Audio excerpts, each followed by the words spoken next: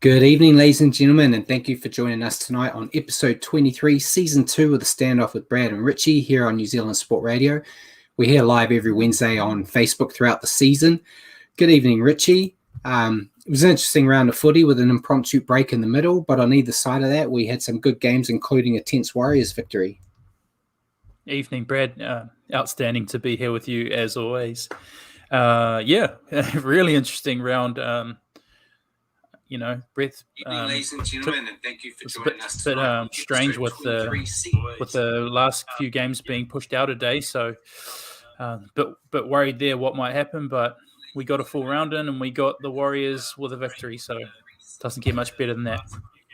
Definitely. And while we're here live on Wednesday evenings at 8 p.m, you can also catch our show at your convenience on iHeartRadio. Just remember to search for New Zealand Sport Radio. As always, we're going to cover everything you need to know in the week that was rugby league, including our top stories of the week, a review of our round 20 matches and our picks. We'll then stop and answer some questions from all of you before we go into a preview of round 21 and make our picks there, and then time pending, hopefully end the night with a recap of the Super League.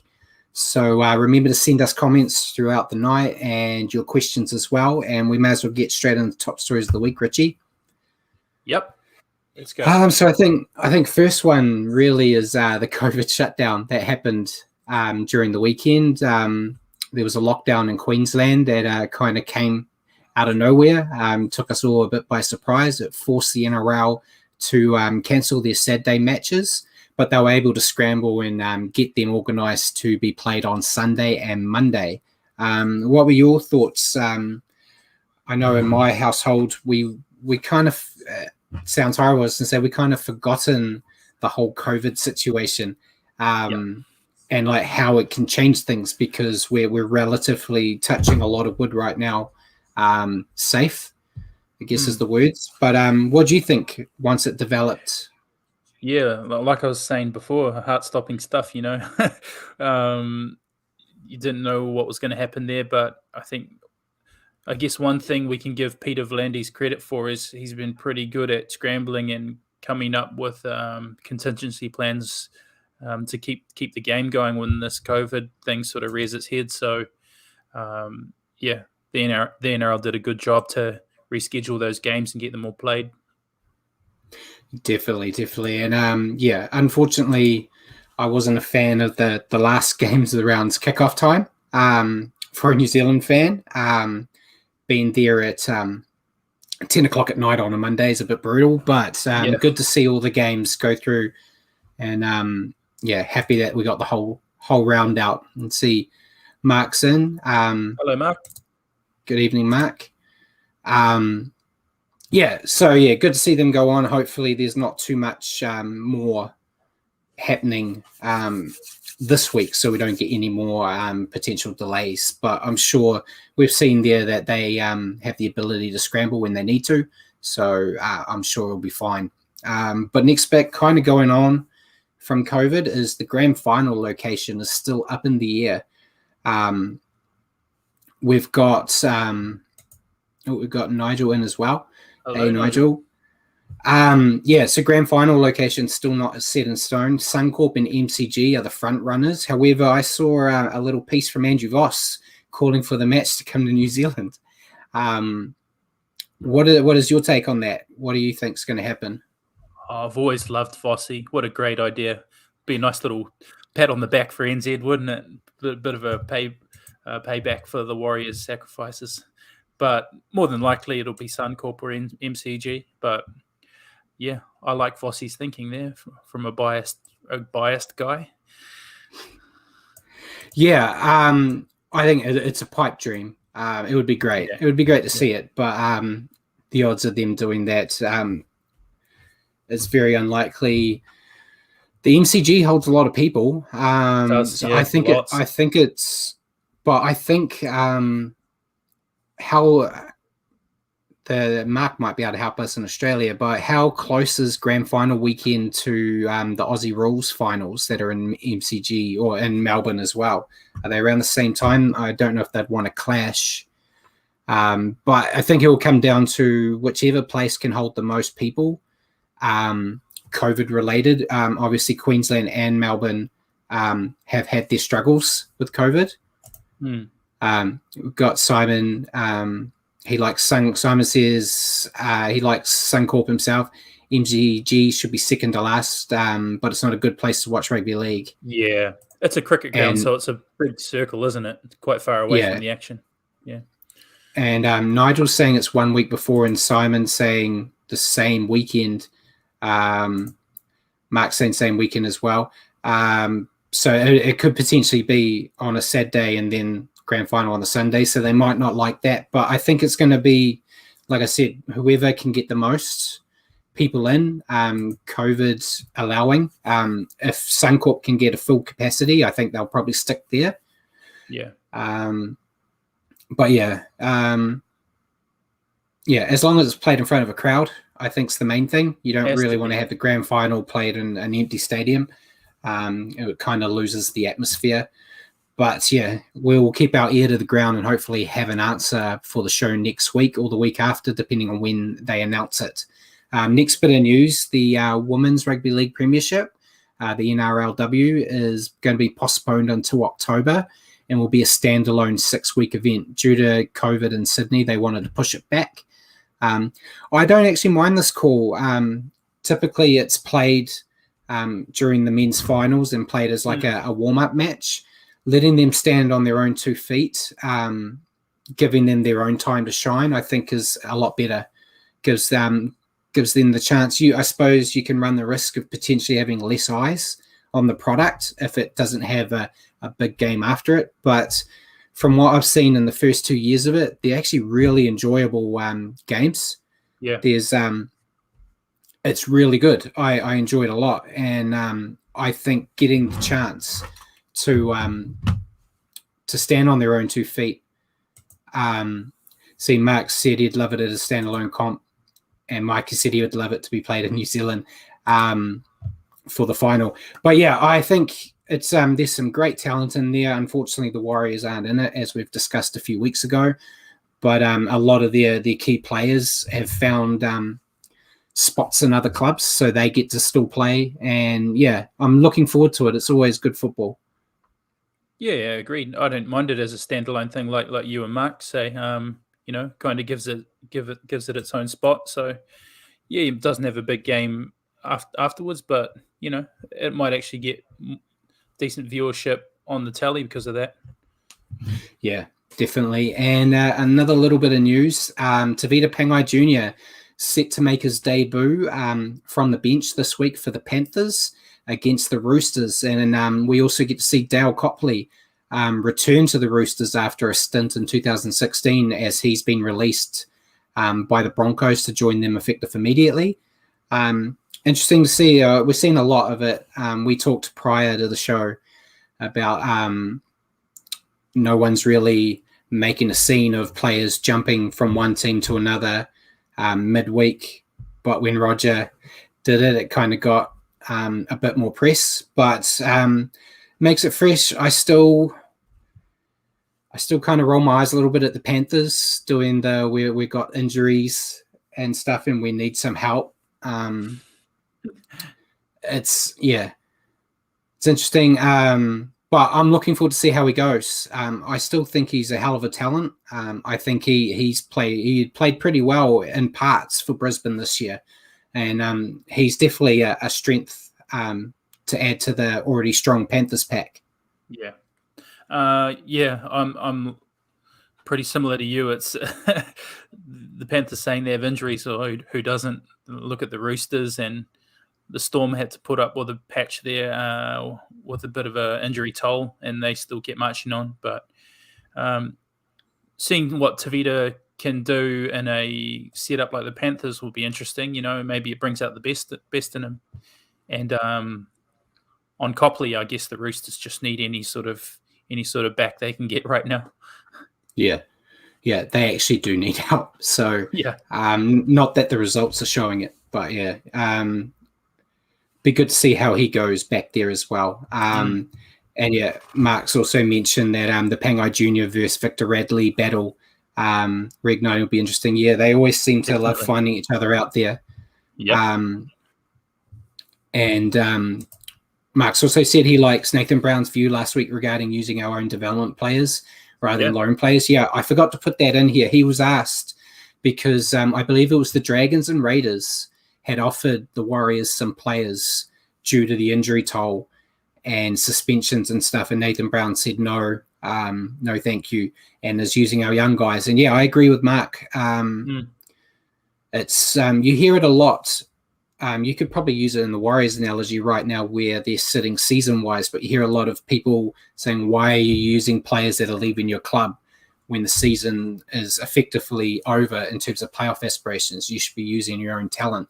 I wouldn't go that far. I still think guys like Peter Hiku and stuff need to be involved, but instead of bringing in a guy that doesn't get game time for his other club, instead of letting a young guy like Villiers, who played in the centres for the Warriors this week, giving them a chance to prove it. And Nathan Brown's kind of known for that anyway. So he's known at being able to develop players. So, yeah, I think if you've got a player there in your squad that might be a bit young, and give them the shot. Let them sink or swim, as they say. He held his own too, the young man out in the centres on the weekend. He did. And before we move on, Simon also mentioned about the women's competition, that it should be a standalone competition. The most successful women's competitions in Australasia are the ones that play in their own play window. For example, the Big Bash women and the AFL women.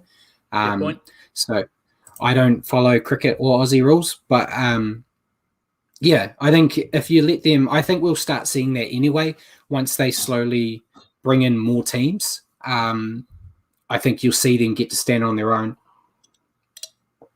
which will only build the brand, which is what everyone wants. If you can build that brand and make it more successful, it's going to bring in more money for the NRL, and that's what counts for them in the end. And Mikey said young guys know all the drills. Yeah, that's another thing. Your young guys that you're going to bleed in, given the opportunity, they've been training with you every week. They know everything. But how you see it with the good teams like I was going to say Penrith, but like Melbourne, where they'll lose a player, a younger one slots in, knows the routine, knows the job, and you don't see much of a decrease in performance. That's ideally the goal every team wants. They can just slot in players and keep their performance level at the same. Unfortunately, not a lot of teams can do that, but it's a goal. As a Warriors fan, that's a goal, that if you get hit with a lot of injuries, which has happened this year, that your performances don't fall when you have to bring in guys that haven't got a lot of experience. But I'll use that as a segue, because I've got in my injury update section this week, because there was actually quite a few injuries during the week. We'll hit with the Warriors first. They had two. Ben Murdoch-Masila out for the rest of the season, potentially with a foot injury, which is disappointing. Disappointing as the chairman of the Ben Murdoch-Masila fan club. I'm a bit upset. His form hasn't been that great as of late, unfortunately. In my review that I did of the game this week, I had him as my player with the most to improve on. First time I've done that to him.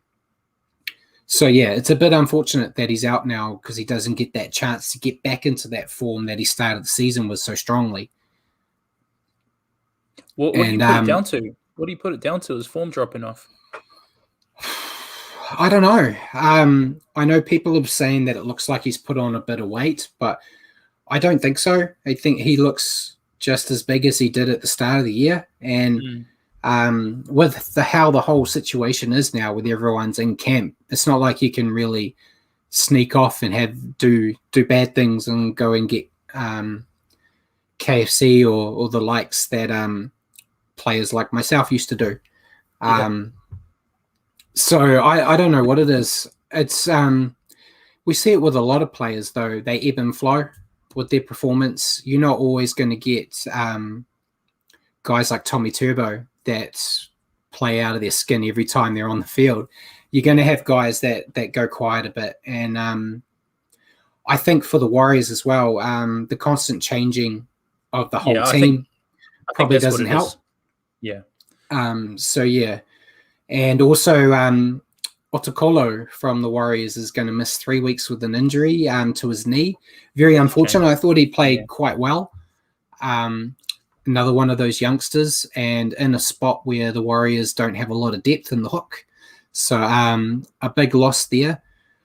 But I've liked what I've seen from him so far. And I think he's definitely a hooker they can build around, especially as they move some players on. I think he will be one of those youngsters that they can build the club around, with like him and Walsh, Sean Johnson and Chanel as a spine. Doesn't look that bad once they've got a bit of reps together under their belt.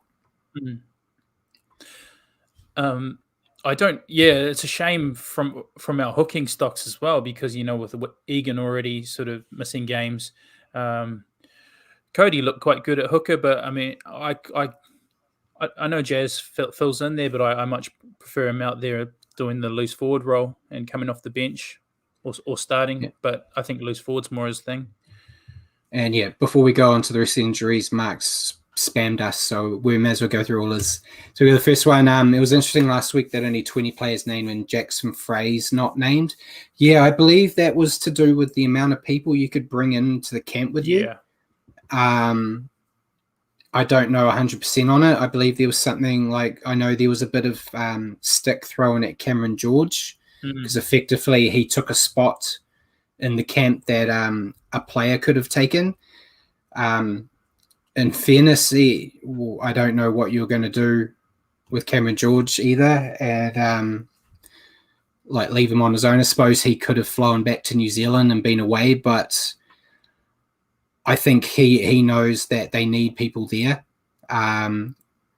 Like Roger's left and stuff. I think if Roger left and then your CEO that's kind of gone all in with you, saying you guys are stuck here, I'm going to do the same with you. If he's like, okay guys, I'm going off. I don't see it as that big of an issue, because I think they've got enough balance in the pack, especially with Fanua, Blake and Lodge coming back. I think in that game against the Tigers, you didn't sit there going, Jackson Frey would have really added something to this team. So yeah, I don't mind it as such. If it was potentially missing out on a utility back or something that can be a bit more handy in your namings, it'd be a bit more of an issue for me. Then his next comment was, how many fan clubs do you chair? BMM, Reece Walsh. I wouldn't say that I'm in a Reece Walsh fan club as such. I just praise him as our Lord and Savior. Murdoch Masilla for sure. I mean, Brad's always been a sucker for a big, hard-running Polynesian. I guess it reminds him of when he was playing, minus the Polynesian bit. It just reminds me of all the people that used to run over me in my time. So yeah, there's a lot of them. Starting with my original, which is Paliacina, who is still my all-time favorite. So.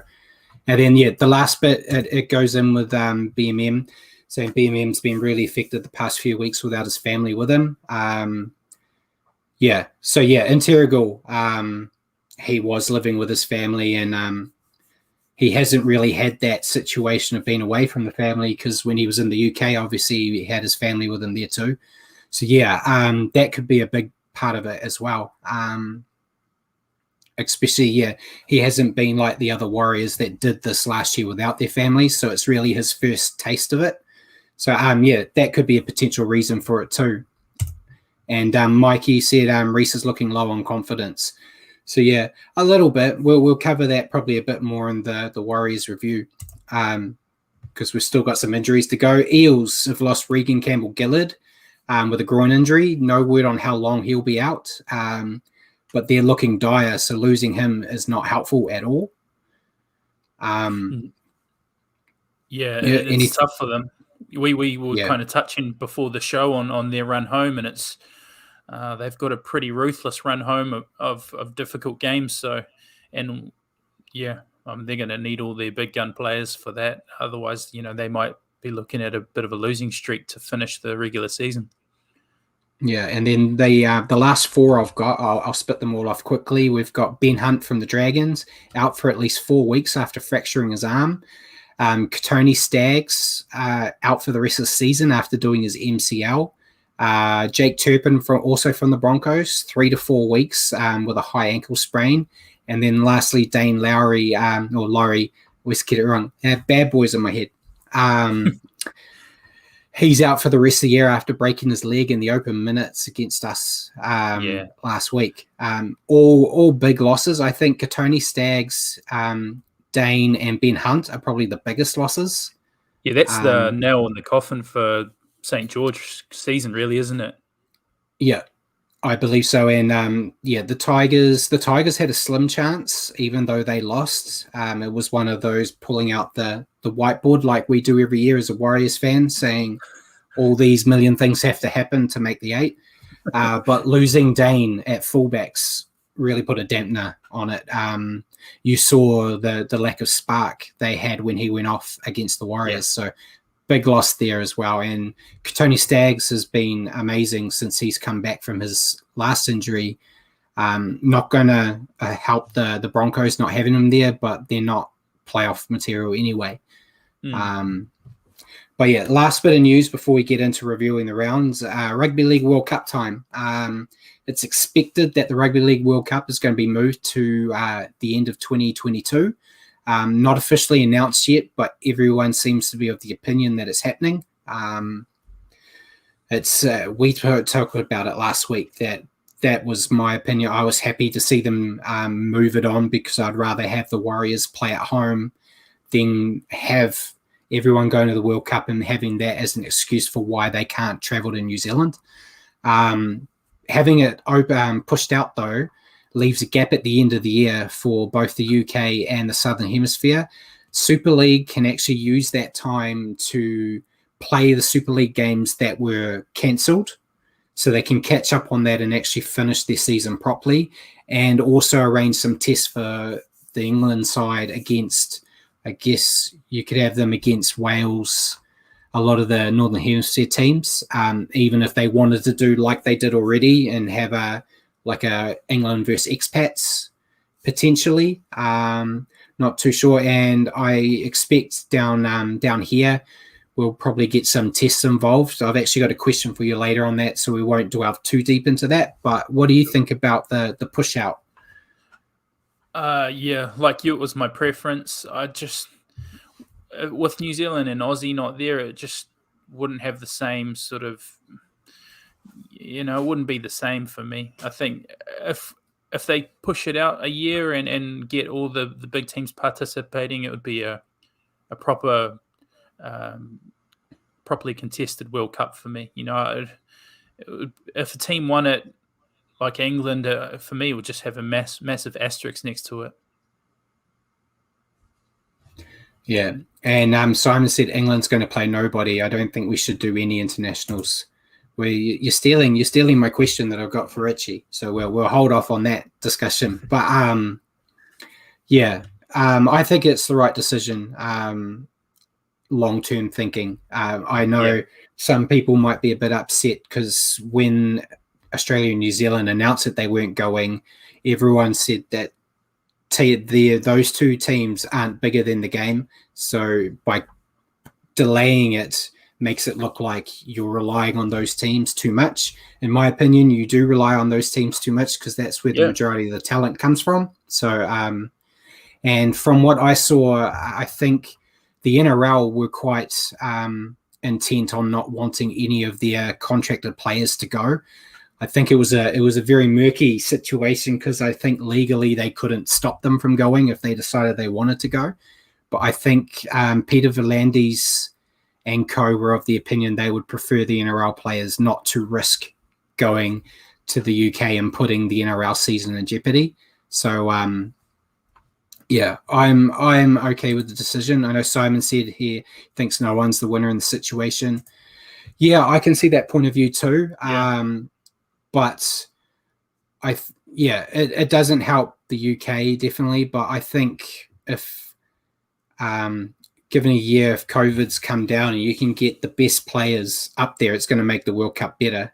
Because I think even at the moment, even if they did have Australian sides go, there might have been key players in there that decided they didn't want to go for their own safety. They might have said, I'm good. So you could potentially have had like an Australian team without some of their best players and a Kiwi team in the same predicament, which may have made it a little less enjoyable to watch. At least, though, by pushing it out, at least they're keeping it in the UK. It wasn't something where they're going to try to push it. And I see, Simon C wasn't talking about the UK even at the moment. Even if the Brazilian Women's Rugby League team, who are amateurs, have taken annual leave to play in the World Cup this year and can't now. Yeah, it's unfortunate for the amateur side, but yeah, it's decision they've made, and yeah, I'm sitting on the side. I'm happy where they've delayed it, but I understand the frustration on the other side. But we may as well, we've talked about news for almost half the show, so we may as well get into the reviews. Richie, we'll start with Thursday night's game. Roosters defeating the Eels 28-0. I picked the Eels here and you picked the Roosters, so I'll let you start with what you thought on the game since I know nothing. Yeah, I saw this coming a mile away, to be honest. Well, not really, but yeah, it was a weird old game. Like to start off the game, I think both teams were throwing up a ton of handling errors, and it was looking messy.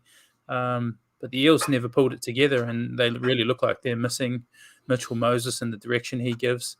The Roosters, on the other hand, once they clicked, they really put the Eels away, and obviously Tedesco is loving the role he's playing right now, and he's just in superb form. I think even the second rowers for me, Tupanua and Angus Crichton, just Tupanua in particular, living off James Tedesco's playmaking, he's benefiting with a few tries. I can't remember the number the commentator said when he scored on the weekend, or something like 11 or something. So, I mean, he's really having a big season. But yeah, they just keep doing their thing and ploughing away without a lot of their injuries. But you know, the Tedescos are standing up. The Angus Crichtons, the Joey Manu's, all their big game players are doing a really good job of doing their job and leading the way. What did you think? Definitely. Yeah, very similar to what you thought there. I think, yeah, Tedesco, Sam Walker, and Joey Manu, I think were all really good for them out the back. Forward pack did well as well. Jared Warrior-Hargraves, I think, did well. It was his 250th game for the Roosters, so it's good to see them put a performance like this on in his milestone match. And yeah, like I said, they just keep putting performances together despite the injuries. I think huge praise needs to go towards the players and the coaching staff for continuing to put in the effort. When earlier in the year, it feels like a lifetime ago, but when they lost Luke Keary, I kind of put a line through them and said that's them done. And the fact that they're still in contention for a top 4 spot is crazy. But yeah, and the Eels, I don't know what to say. They continue this trend of starting seasons really strongly, and then as the season comes to an end, they fall apart. I just don't know how they fix that. If it's a coaching issue, if it's a training issue, because they've got the side that can do things and do it well. But yeah, it's once they hit like round 18, 19, they just fall off a cliff. And I think we talked about the games they have to end their season. It's not pretty. No, it's not. Storm, Panthers, Rabbitohs, Manly, they have all the big ones, don't they? They have all the big ones and the Cowboys. So they potentially could have one win for the rest of the year if you go by form of how all the teams are playing around them, which is not a good way to – you don't really want to go into playoffs on a losing streak. So, yeah, not good for them. But, yeah, they just made it's just the common rules of things not to do. They made errors. They couldn't defend and they couldn't attack. And you can kind of see there were times in the game where you saw a lot of frustration in the team. There's a lot, I wouldn't say infighting, but when things aren't going well, you tend to lash out at each other. I've seen that in games I've played myself. If things aren't going well, you kind of nip at each other, and it doesn't really help you. But I don't know, it might be time for the good old honesty sessions. It was a little bit made out of Clint Gutherson on that point you just bring up of him giving was it Opachik? I think so. I think it was Opachik. He gave him a spray for an escort penalty off a kick. And he didn't mince his words. He hit the mark with a couple of words we can't repeat. But what do you think about that? He's a bit of a passionate player. I know he's copped a bit of heat. Yeah, I don't mind it. As such, I was on a show with Hold the Ball in the weekend, and we talked about it briefly. And I said, you see it from captains. Captains have to know who they can and who they can't speak like that to. I think I brought up Brent Tate as an example, where Brent Tate, when he was with the Warriors, he used to, we'd see it when we were at games. He'd rip into his winger if his winger came in, like Warriors wingers love to do, come in on the defensive line, and he would yell at them, and then you knew that for the rest of that game, they would not do it again.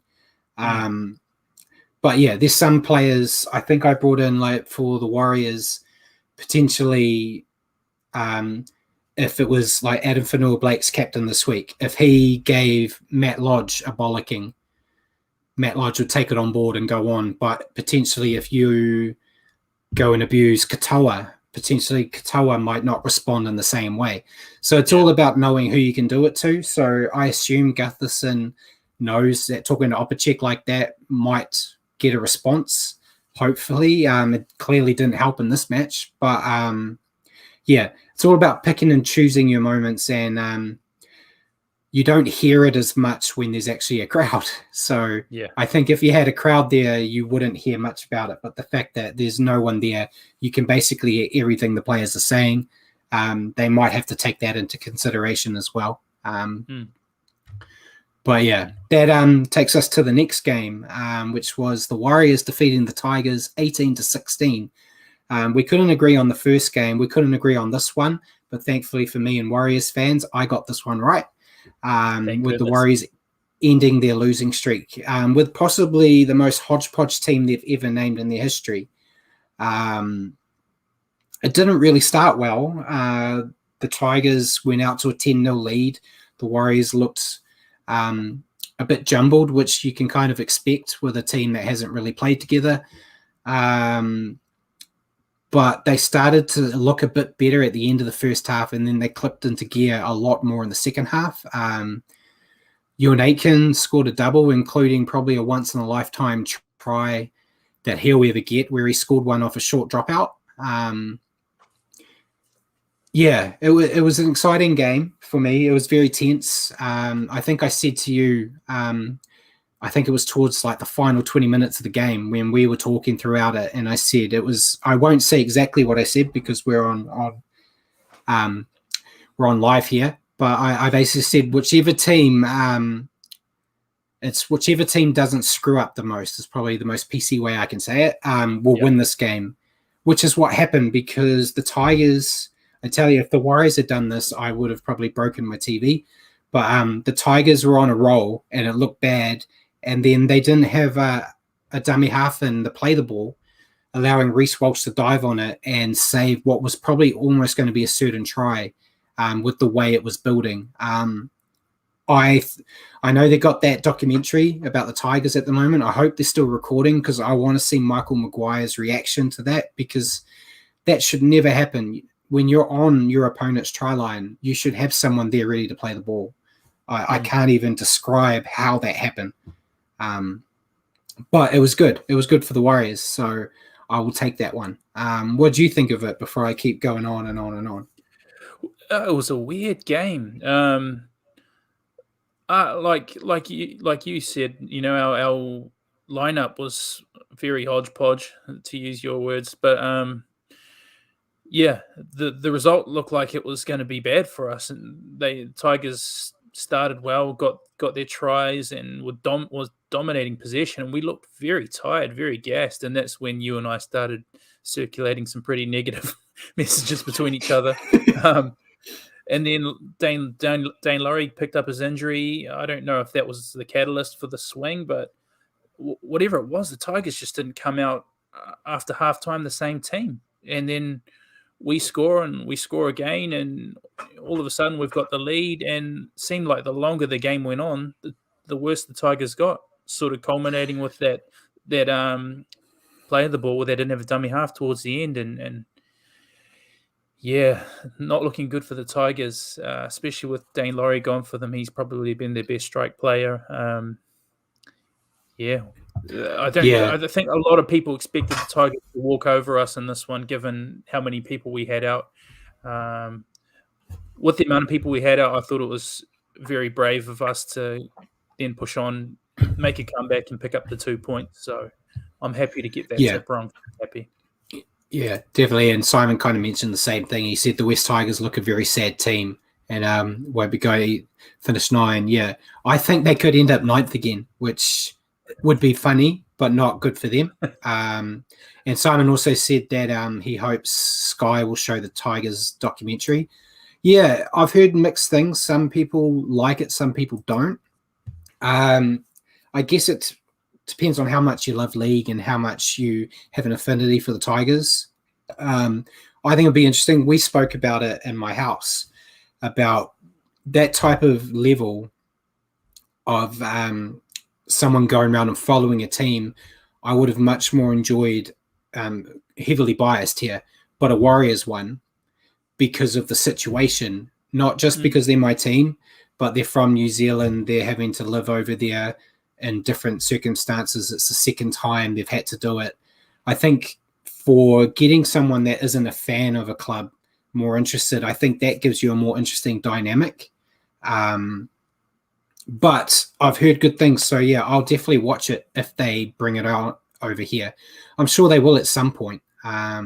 It's just a shame. We've got this little thing called the Olympics going on at the moment, which is kind of filling up all the airwaves. So but yeah, before we move on, I think the game switched for me when Cody Nikorima came on. I think his injection in hooker really sparked some life.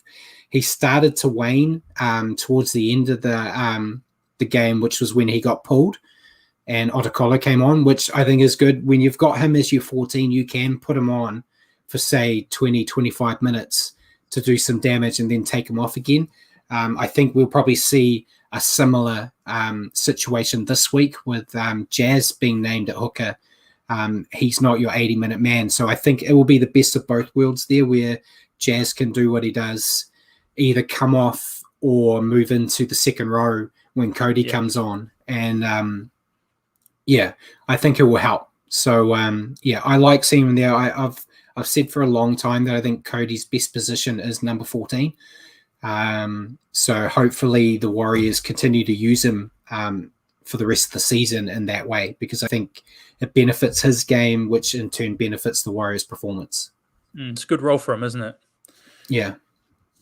And that takes us to the next game, which would be the last game for a little while due to the COVID break. But it was the Broncos defeating the Cowboys. What do you think of this match? I just spent an hour talking about the Warriors. So, the Broncos showed a lot of fight, and they coming up with these games, even though they're sitting where they're sitting, where every now and then they come out and they're a fighting team at the moment. They're not like last year; they were getting blown out a lot, but this year they're at least showing a bit of fight. And I thought Tyson Gamble was really good, and he did a lot of good things during the game. Payne Haas is just a beast. He put up another monster effort.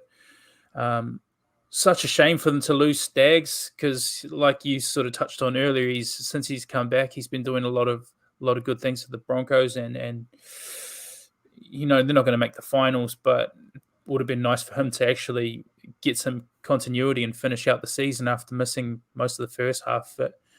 But I guess the big thing is how bad the Cowboys have gone. I think that might be 6, 7, 8. I'm not sure. 7 in a row they've dropped now. I think so. They've just gone after a patch where I think they won 6 or 7 out of 8, and now they've just swung the opposite way, and yeah, they've really dropped off. Yeah. Before I get on to, I've got a little note about that. But Tyson Gamble, as you said, he rubs me the wrong way. Yeah, same here. But he rubs players that he plays against the wrong way too, and he uses it to his advantage, which is great to see. As much as he seems like I'll probably get in trouble with any backs out there, but he seems like an arrogant halfback. As which we don't really have too many of them in the NRL anymore. I think you could probably say Cherry Evans and Gabble, you guys like Cleary and stuff don't seem that way. Cherry Evans has kind of softened a bit, in my opinion, though. But it works. He gets under the opposition's skin. They want to give a little bit more oomph when he's got the ball in hand, and it opens them up to not being as accurate defensively, which opens up attacking opportunities. So that's kind of what you want. He's just got to hope that he's got some big boppers around him to protect him, because eventually he will get hit with a big one. But yeah, I think he will have a good combination with Adam Reynolds next year if they decide that's going to be their halves pairing. I think it could be very good for them. But yeah, back to what you said about the Cowboys. It's a cliche, but it just looked like the Broncos wanted it more. And Todd Payton said in the press conference that his team's lacking desire, which strange. Yeah, it's unfortunate. And yeah, you think winning and losing are both habit forming. So if you get into a routine of losing 7, 8, 9, 10 games in a row, it's just becomes second nature. But you want to see your team fighting for it. Like we saw with the Warriors, they had every reason to lose their 8th game in a row in this round, but they got together and they managed to get a win. The Cowboys just need to do the same.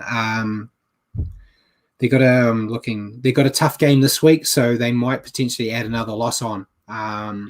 But they need to find something. They're not in any risk of becoming wooden spooners, but they need to find something because they want to try to end on a positive note. I think they've got some good players coming to the team next year, which will help them, but there's not enough there that's making me think that they're going to be a potential top 8 side next year. I think they'll still be a bottom 8, but hopefully they get some more consistency, which I think is what Payton will want. Yeah, 100%. Interesting one with Kyle Phelps disallowed try too, Brad. What was your view on that? Yeah, I thought it was a try, but not being a Cowboys fan, I'm not as emotionally invested. I think if it was the exact same situation with the Warriors, I'd probably be a bit more, this is my opinion on it.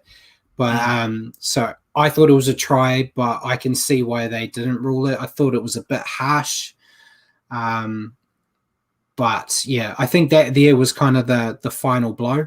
When that got disallowed, you kind of saw like all the wind out of the sail for the Cowboys. But yeah, if they had got that try, would they have won? I'm not too sure either. So, so is Brisbane now Big Brother again? Yeah, I thought it was a try, mate. I think we saw that, and we saw other examples where there was close calls, like Jason Saab's one for Manly. I'm sure we'll cover that a little bit after, but and that was given. So I thought it was a weird one, but. Yeah, in terms of being Big Brother, no, I think Brisbane's the middle child now. They're that troublemaking middle child, with the Titans probably being Big Brother at the moment. I think so. I think you could be right. Yeah, and then obviously we had Saturday to do nothing. I know a lot of my league friends started learning a lot more about Olympic sports. Just looking for anything to watch on a Saturday. I ended up watching diving, so that was interesting. I'll start a weekly show about diving, I'm sure. But that takes us on to the first game of our triple header on Sunday. We had the Knights defeating the Raiders 34-24. I just can't pick the Raiders anymore, Rich. They fooled me. I said last week on the show that we were seeing the Raiders of old, and then they deliver this no beating around the bush, substandard level of football. It was horrible for the Knights though. Bradman Best returned, and I think he was really the difference here. He had a field day on that left edge, and that left edge scored 5 tries with him there, including the first ever hat trick for Anari Tuala. Sorry if I get your name wrong. But yeah, he is just oozing talent. We saw what he did to the Warriors earlier in the season, where he won the game for the Knights, and the Knights they're starting to look a little bit better. Mitchell Pearce is coming back, so I think they're going to be competitive and still. There's still a chance of playoffs. Technically, both sides are still a shot. The Raiders are still right up in there, but if they deliver like they did in this game, they're not going to be there for much longer. I just know. What's the solution? Can we call Ricky Stewart and you can tell him what to do? Well, before this game, I thought he had them turning it around, and I didn't see this result coming. But like you say, the return of Bradman Best, hard to believe he's just a kid.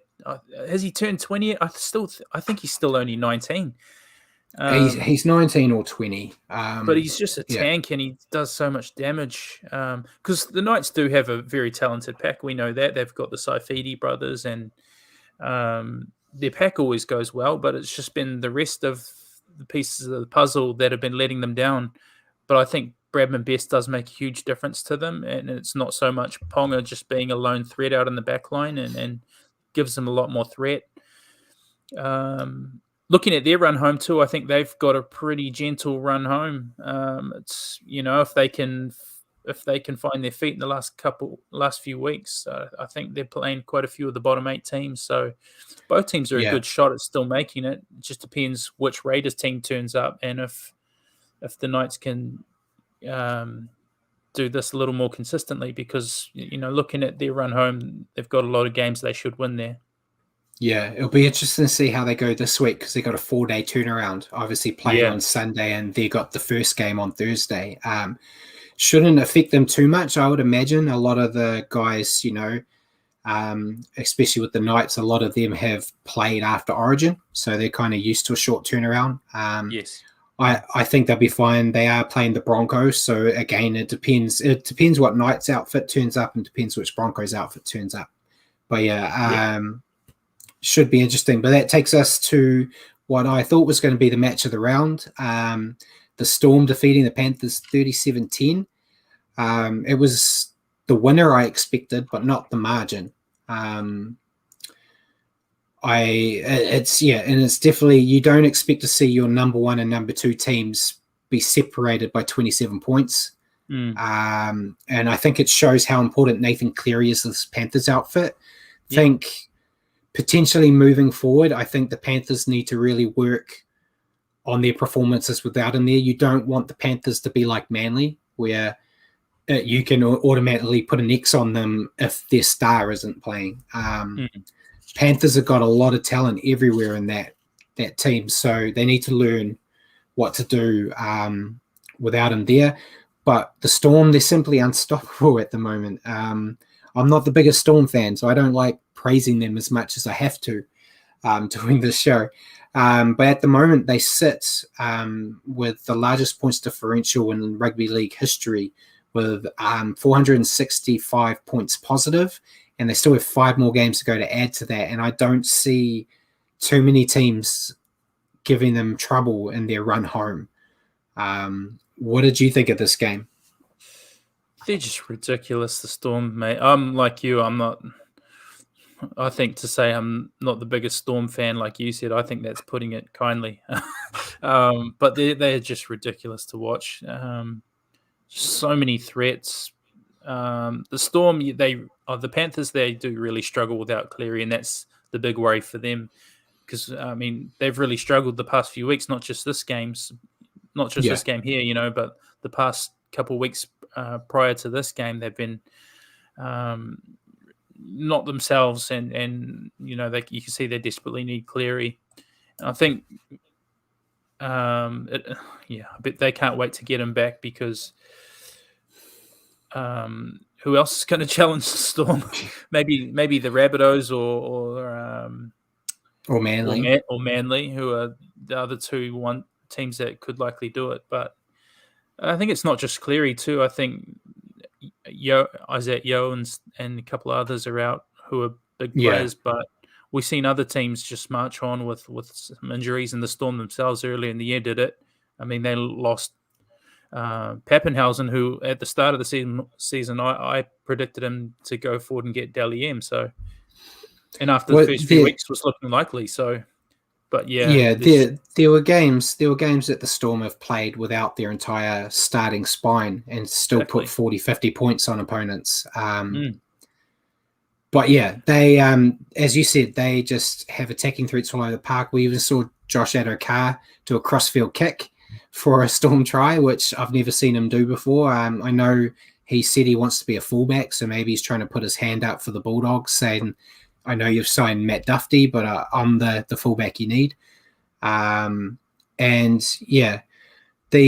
Panthers just looked lost on attack without Cleary there. Defensively, they were still poor. I talked last week that they missed 66 tackles while still winning last week. You can't be that defensively poor against top teams. And we kind of saw that here where the Storm, they were scoring some very easy tries, which you don't want to see from a Panthers outfit that's meant to be grand final worthy. It's Storm are still my favorites to take this whole thing out. But if the Panthers don't start putting some work in, they could see themselves slipping out against a team like the Roosters or the Sea Eagles or the Rabbitohs, as you said, in the playoffs and missing out on the grand final entirely. I think Cleary is named to start this week, wasn't he? Or named to play. I'm not sure if he actually will, but can't come soon enough because I think once he comes back and gets himself back into form, that'll coincide with them sort of putting their best foot forward, and at least it'll make it a bit more exciting, than the Storm just sort of clear cut going all the way. Yeah, and Simon's just asked how many more games will the Storm need to get the minor premiership. I'm not too sure how many mathematically to make sure it's safe, but I'm pretty sure you could give it to them now. Yeah, I don't see them losing any more games. Before perhaps an upset once you get into finals footy. I just don't see a loss in them, especially with the run they have left. But that takes us to the first game, the last game on Sunday, sorry. The Rabbitohs, we just talked about them defeating the Dragons 50-14. Not really much you can say about this. It kind of went how I thought it would.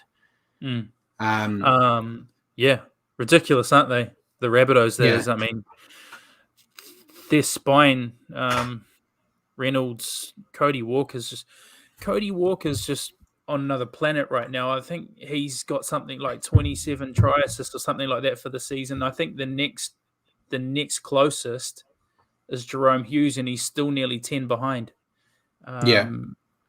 It's crazy. And Latrell obviously was massive in this game. The Dragons, but they're obviously still affected by their barbecue shenanigans. But I think that's the nail in the coffin for them this game. I think now, especially with Ben Hunt picking up an injury. Yeah, Ben Hunt was really the only one I could praise out of the Dragons outfit. Obviously, as you said, they were missing 4 players from the barbecue of the year. But Ben Hunt, I think, really gave it his all.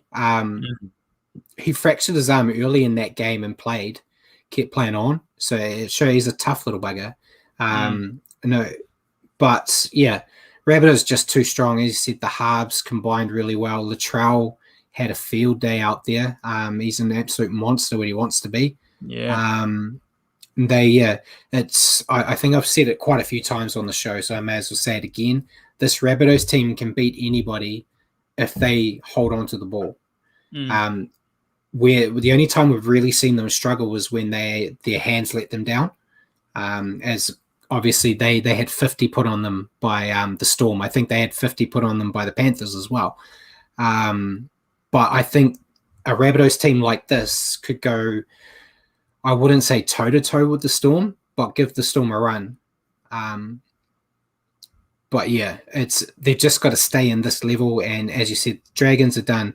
Dragons are finally out of the 8, which I said they would never be in. So I'm happy that I'm feeling vindicated.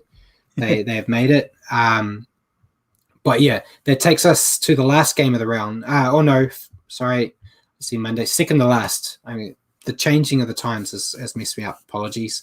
Titans defeating the Bulldogs 34-6. Again, another outcome I expected. Probably around the same margin I expected in this one too. I thought Ash Taylor had probably his best game for the Titans in quite a while. For sure. He was kicking really well and was directing his team around. Fafita was strong. Yeah, he got a try as well. Fafita, and he kicked a 40-20 as well. David Fafita was strong off the bench. Almost scored basically straight away, but got penalised for a double movement. He got a bit too ball hungry there. But the Titans just played simple footy. Their forwards dominated the middle and it allowed the backs more space to create opportunities against what has been a poor defensive line from the Bulldogs all year. And the Bulldogs had limited chances in the first half and they got a few more chances in the second, but they lacked polish to finish them off. And their discipline let them down. My boy Jack Hetherington, he's just always a penalty waiting to happen. And that stuff just didn't help. But what did you think? Look, 2 weeks ago on the show, I wrote the Titans off. So this is karma coming back to bite me because they've put a couple of nice big wins on the trot, and they've got the Cowboys this week who just can't buy a win. So, they're still in with a shot. I think they do have a couple of hard games left to go after that. But, yeah, they look good. Like you said, Ash Taylor was outstanding. Best game I've seen him play in a long time. Probably finally played up to his salary a bit. But, yeah. Got a try, 40-20, couple of try assists, so he was really good. Brimson was dangerous as well. But they did what they should do against the Bulldogs, who I'm really glad we've got the Bulldogs coming up in a couple of weeks because, looks like a banker 2 points at the moment. Yeah, and Simon's asked a good question about it, but I'm going to hold that for our question segment, Simon. So we'll hold that back a little bit and go into the last game of the round. Sea Eagles defeating the Sharks 40-22. Was it, as I said a little bit earlier, probably wasn't the best footy game for New Zealand fans being a kickoff at 10 o'clock at night on a Monday. But the Sea Eagles at least made it entertaining to watch.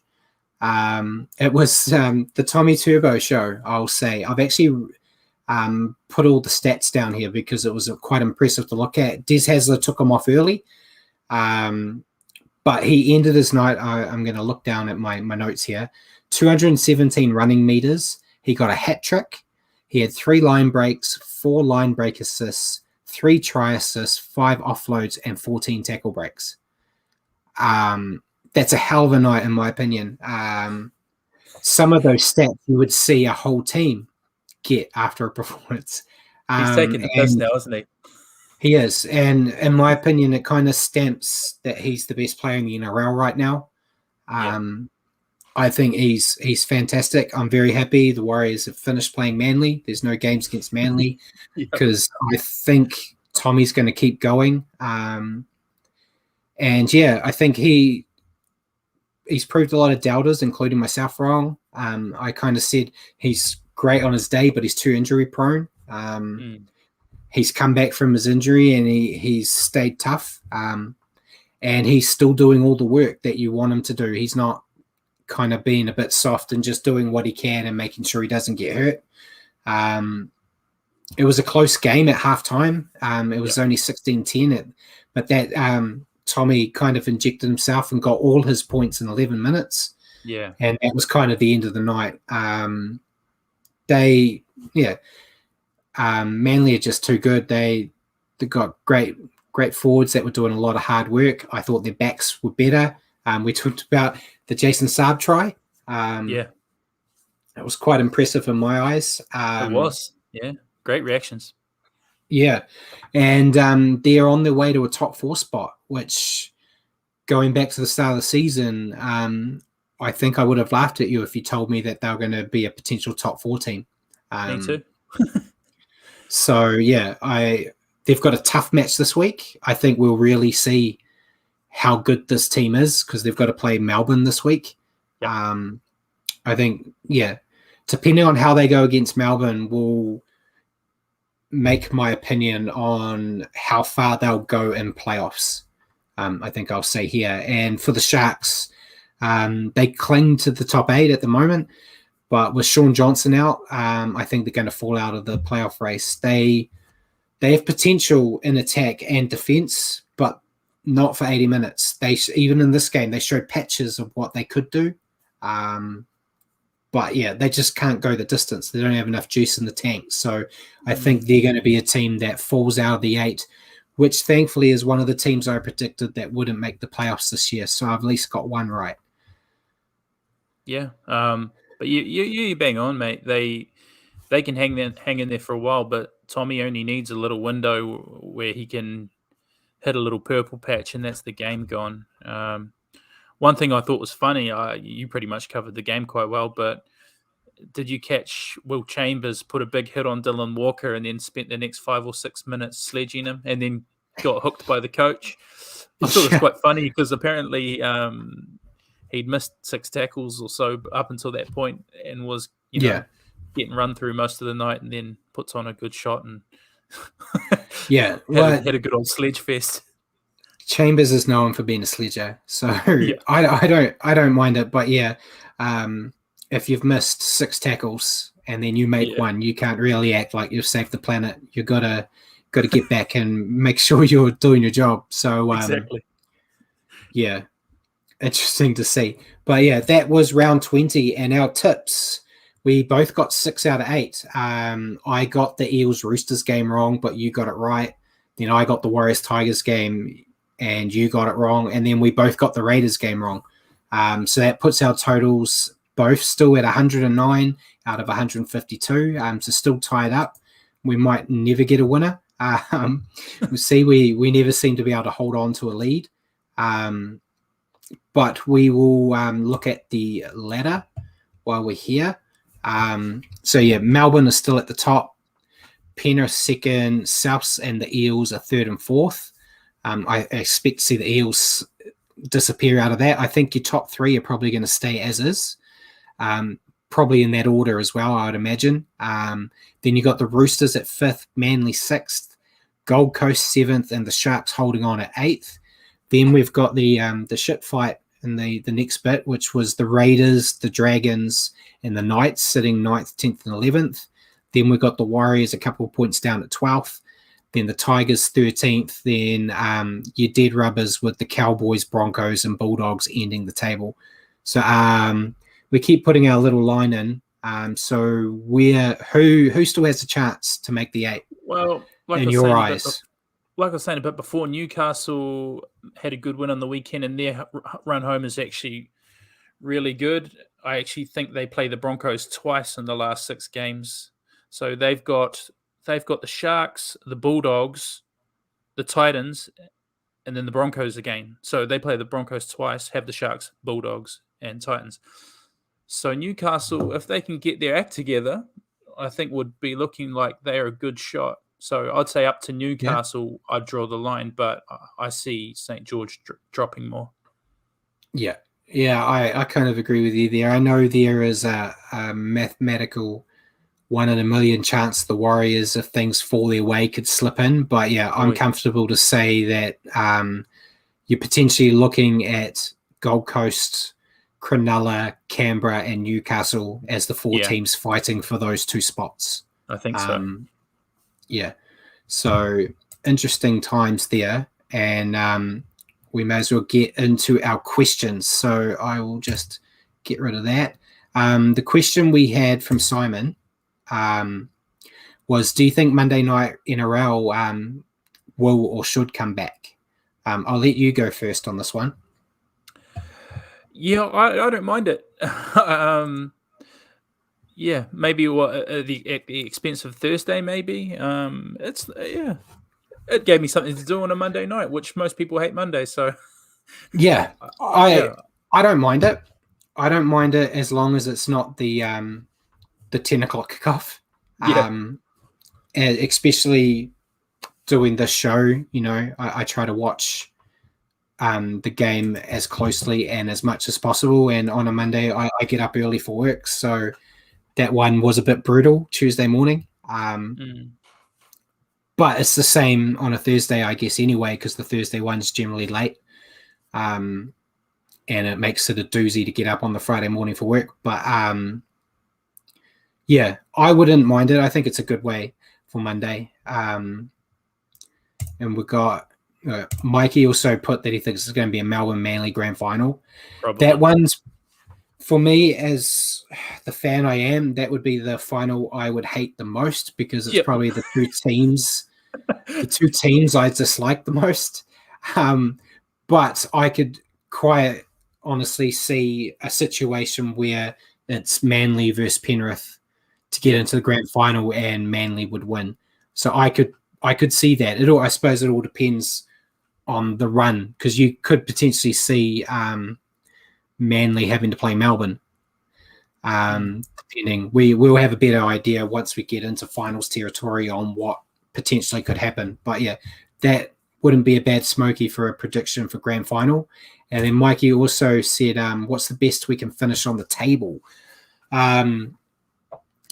It's basically, I think, technically the Warriors could finish anywhere from 8th to 13th. I think it's that big, depending. There's still a big gap between them and the teams above them, which I think was the Knights. I just forgotten, and we just looked at it. But yeah, it all depends. Their games they got coming up aren't too bad.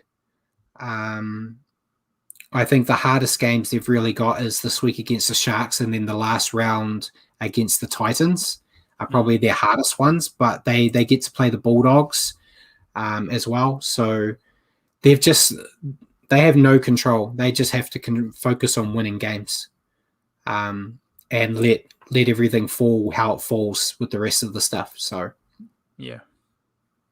And you had a question for me. We may as well go with your one first. Yeah, sure. So our old mate Nathan Brown raised a few eyebrows, as he tends to do with his selections on the weekend. And he slotted you and Aitken in at second rower on the weekend. I was just wondering, from your point of view, how did you see that? Because, in my opinion, he ended up performing really well. Could you see that being a position he's selected more often and or permanently? Yeah, I think so. We spoke about it briefly, both on before kickoff and before the show tonight. When I saw that he was named in the second row, I had a laugh. I thought Nathan Brown was taking the piss, and thought, like, I want to see the team make an effort, but don't cut them off at the legs before kickoff. But he blew me away. It wasn't like a David Fafita kick our second rower type performance by any means, but he played really well. He added pace to the forward pack. He is known as a defender, but not a distributor. So it kind of fit him better. He could defend well in the middle, or like the edge one in from where he normally is, but he isn't always expected to try to feed a winger. So I think he's accidentally found himself a new position. It all depends how the centers for the Warriors go. They've kind of got Hiku that can slot in there at the moment. They still have Pompey as a center, which I don't agree with. Valia, the young boy, showed a lot of promise. I think Rocco Berry is a star for the future as well. So I would be quite happy next year seeing Aitken in the forwards and having Berry and Valea potentially as your centers going forward and letting them build. I would be perfectly happy with him. I always want Aiken out there. I think Yeah. Aiken offers a lot. Yes. He's been patchy this year, but name a warrior that hasn't been. Yeah. So yeah, I as long as he's out there, I'm happy, and yeah, I think it gives them a few more tricks up their sleeve if he's in the Yeah. forwards. 100%. So happy with it. Yeah. Me too. And my question for you, because no, we're going very long here. We might have to cut off Super League because we're already past our allotted time. But Paul's not here, so we kind of run in the joint. My question for you though is, with the World Cup potentially being pushed out, what would you do in October for the Australian New Zealand market? So okay, in my fantasy land, this is what I'd like. We bang on a bit about being fans of international footy, so I'd still like to see some tests. Obviously, COVID allowing, but yeah, I'd love to see us face the Kangaroos because that's always the ultimate test and the ultimate, sort of yardstick of where you're at. I'd love to see Tonga and Samoa as well because a lot of people putting their hands up, obviously in the last couple of years for Tonga, but Samoa this year as well. So it would be a Yeah, shame with the World Cup being kicked out not to see it. So in my ideal fantasy world, schedule a little window for a little quad series or at least some tests versus Aussie and then maybe Tonga play Samoa. But those would yeah, be the matches I'd like to see. Be cool if we saw New Zealand play all three of those nations and we had a little quad thing go on, just to see how those island nations are shaping up. And it's good to keep up the momentum for those island nations, especially Tonga, who beat Australia last time out and keep going from strength to strength. And it would be good to see them keep that momentum up and not lose ground. yeah. Yeah, I'm of the same opinion. I think, yeah, I had envisioned a tri series, but yeah, Samoa would adding Samoa would be good too. Simon's made a good point, which is going to actually help with mine. He says he doesn't want to really see internationals because he wants to see the players come home. That's why I'm adding to it. I want the tri series, but I actually want to see the Kiwis play in New Zealand. I think by the time we get to October, hopefully everything's ironed out a bit more and we can do something.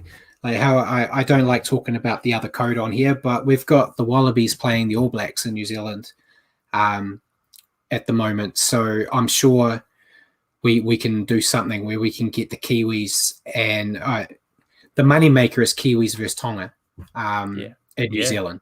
That would be the way to go. And Simon's also said, yeah, we're forgetting about Papua New Guinea. Yeah, you could even throw Papua New Guinea in there as well.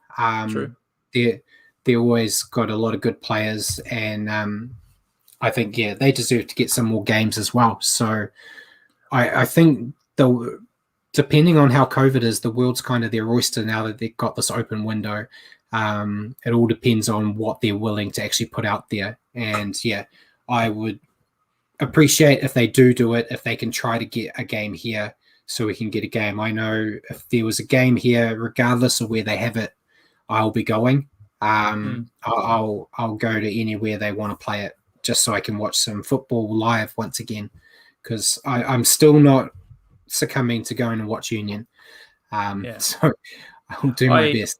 I see Simon's point too about wanting to see the players come home. That's why I sort of said, in my fantasy land, it'd be cool to see. But I would completely understand if logistics wouldn't allow it to happen as well. Yeah. It's all, there's been nothing talked about. So it's just all our pie in the sky ideas right now. So we may as well go into our round 21 preview and picks. Spoilers ahead, we've picked the same this week because I scared you with my Warriors prediction. So you're just copying me now. I understand.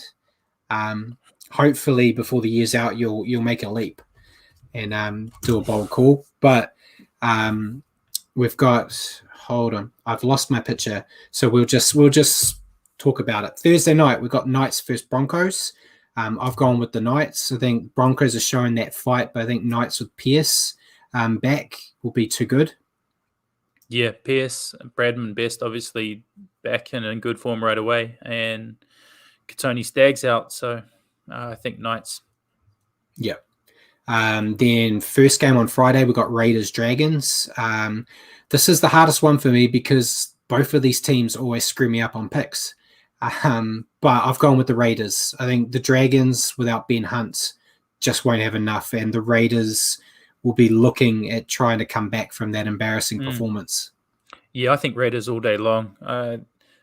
Dragons without Ben Hunt, they're already in trouble, so that's a big out for them. Their captain and best playmaker, and Raiders have too much to play for. Yeah, we'll cover Simon's picks when we finish, but I've just put them up for the people that are watching to see. But next game on Friday, we've got Eels Rabbitohs. I've gone with the Rabbitohs. I think they've looked scary the past 2 weeks, and the Eels are looking like a bottom 8 side, if I'm honest, with their performances as of late. Yeah, summed it up perfectly. I think Rabbitohs, Eels continue their hard last couple of weeks. Yeah. That takes us to the first game on Saturday, and probably the hardest one for me to pick. But the Warriors Sharks. I've gone with the Warriors. I like what I saw from the Warriors. It was patchy, but they've got a lot of players coming back this week, and the Sharks don't have Sean Johnson. And I think when we look, 3-4 weeks ago when these teams faced each other, it was Sean Johnson that was the difference. Yeah. So I think without him, I think the Warriors should be able to come home. Yeah, I'm putting my biased hat on, mate. Wearing my heart on my sleeve this week. I feel I owe it to the boys after not tipping them last week. Yeah, I think we'll do it. A lot of players coming back, and yeah, I think this would be the first time we go back to back all year. Is it, or is it not? Am I mistaken? It would be, yeah. Yeah. Okay, so yeah, we're going to do that. Which 100%. Is, yeah. It makes me a bit more nervous with the pick, but yeah, all the fingers are crossed. That takes us to the second game on Saturday, which is the Roosters Panthers. I've gone with the Panthers here. The Roosters have been good, but I think when you put them up against like the top 2 teams in the comp, I think we'll see how bad, or not how bad, but their depth will be tested against these top tier teams. So I think the Panthers will have something to prove after being embarrassed against the Storm. So I think they'll come out with a little bit of extra oomph and get the job done.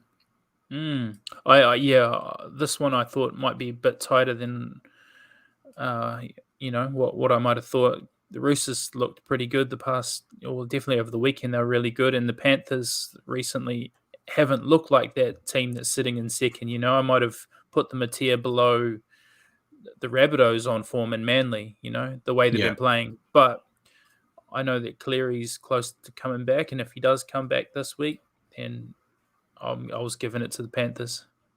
Yeah. And then the final game on Saturday is probably the game of the round, Sea Eagles versus Storm. I know I've been talking so much praise about Manly, but I'm going with the Storm in this one. I think, as I said, the Storm have been unstoppable, but I'm really interested to see how good Manly going up against what is the best team in the comp right now. Yeah, Warriors game aside this weekend, got this game circled as a can't miss for sure. I've picked Storm as well because it's just how do you tip against them this season, but this will be their biggest test in a while, playing a red hot Sea Eagles side. And if Tommy Turbo turns up, they could well make a game of it, but tipping Storm. Yep. And cheers for watching, Nigel. Nigel's got to go because we're going longer than we've ever had before. Yes. Sorry, Nigel. We're almost finished, but yeah, see you next week. So then the second to last game, we've got Bulldogs versus Tigers. I've gone with the Tigers here. Tigers have looked a mess, but the Bulldogs are wooden spoon at the moment for a reason. So I've gone with the Tigers. You weren't tempted at all by Bulldogs? Tigers look pretty bad against us, and no Dane Laurie. No, I picked Tigers as well because the Bulldogs are the Bulldogs. But yeah, I actually was tempted to pick the Bulldogs just as a different tip to you, but no. Yeah. Like the Storm are too hard to tip against. The Bulldogs are too hard to tip for. Yeah, it's a banana skin game, I think, for sure for the Tigers. But yeah, they should get the job done. And that takes us to the last game of the round, which is the Titans versus Cowboys.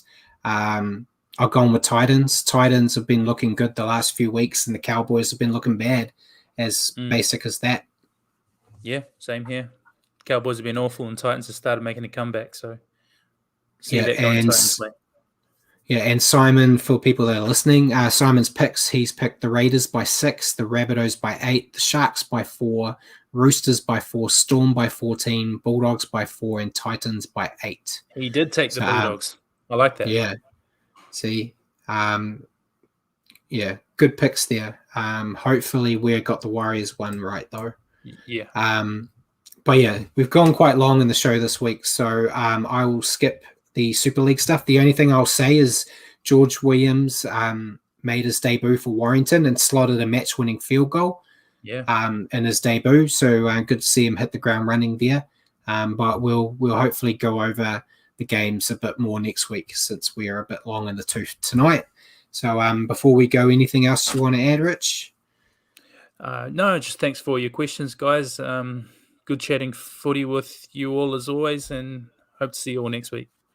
Yeah, so ladies and gentlemen, thank you for tuning in and joining us on the Standoff with Brad and Richie. For your weekly update on rugby league, tune into the show next week at 8 p.m. here on Facebook or at your convenience on iHeartRadio. Just remember to search for New Zealand Sport Radio. And cheers again for joining me tonight, Richie, and good night, everyone. Cheers.